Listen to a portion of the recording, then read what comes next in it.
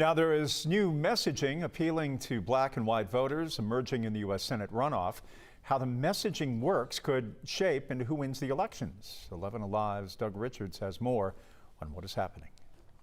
With voter turnout expected to drop for the January runoffs, the two political parties are trying to drive their true believers out to the polls, starting with early voting next week. For Democrat Raphael Warnock, that means appealing to African Americans, whose turnout can make or break Democratic candidates in Georgia. For Republicans, it means turning out white voters, especially Trump supporters who represent the party's most fervent coalition. Those two candidates shot some racially charged allegations at each other in Sunday night's debate. She says she is against racism and that racism has no place, but she welcomed the support of a QAnon conspiracy theorist, and she sat down with a white supremacist for an interview.